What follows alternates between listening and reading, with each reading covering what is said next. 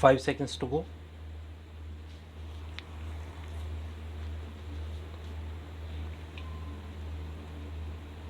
Start.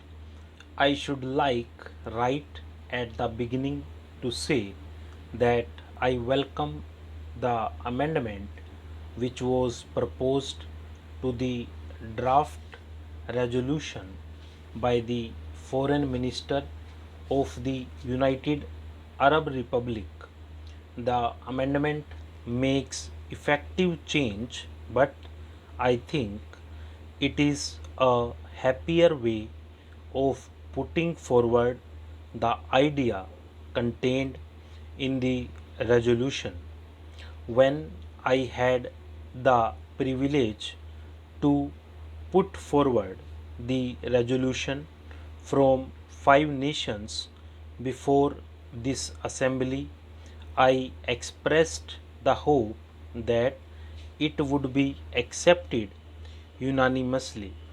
It did not seem to me reasonably possible that any member of this assembly could object to the resolution.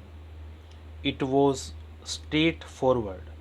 It contained nothing in it against any individual or this group or that group, but it did represent a strong and passionate desire that things should get moving and that this assembly should not sit paralyzed as if it could not act. Therefore, it was with considerable surprise that I received the paper containing an amendment on behalf of Australia. I read it with care. I found some difficulty in understanding it, and the more I read it, the more surprised I was that any member of this assembly should have put this forward as an amendment. I venture to place before this assembly my reasons for this. First of all, it seemed to me quite patently that it had nothing to do by way of amending the proposition which we had put forward. It is not an amendment. I do not perhaps know the rules of this assembly, but it is not an amendment. It may be, of course, a separate resolution in some form or another and might have been brought forward and considered by this House. If it was so considered, I would have had much to say about it and against it. The Prime Minister of Australia, in his speech, made it quite clear that it was not an amendment, although he might call it so. Therefore, I could not quite understand what meaning lay behind this amendment. I have the greatest respect for the Prime Minister of Australia, more especially for his keen mind and ability. I wondered if that keen mind had not tried to cover up with a jumble of words something which had no meaning at all.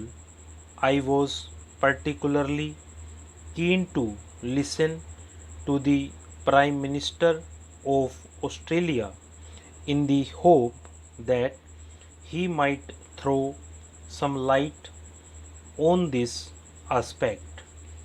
He stated clearly that he dissented from the last paragraph of the resolution, a very innocuous one, nevertheless, with very considerable meaning.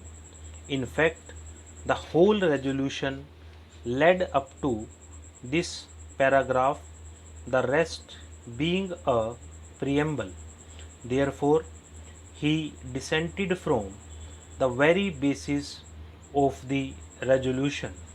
Coming forward with his amendment, he said that the effect of the resolution, if carried, would be undesirable. I wondered if I had understood him correctly, or if I had made some mistake in regard to what he said. Why, I asked the Prime Minister, from any point of view or from any approach, could the passage of the resolution possibly be undesirable?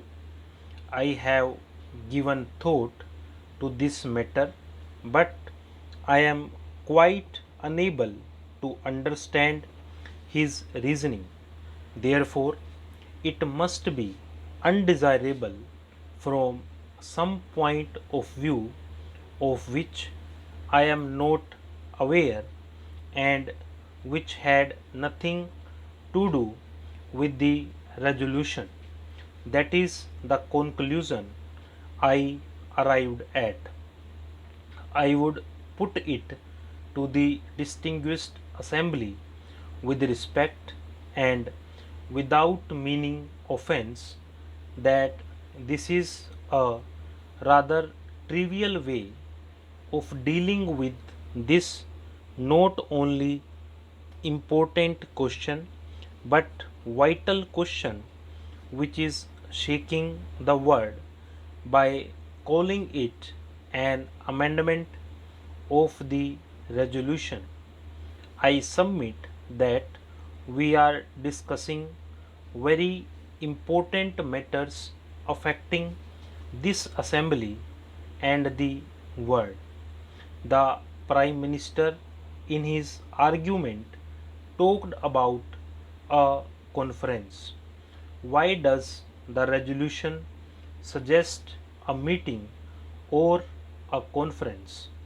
I would beg him to read the resolution again, because he has failed to understand it. It does not necessarily suggest a conference or a meeting. It suggests a renewal of contacts. Again, he asked, why should two people meet? Why should not four meet? Why dismiss the United Kingdom and France?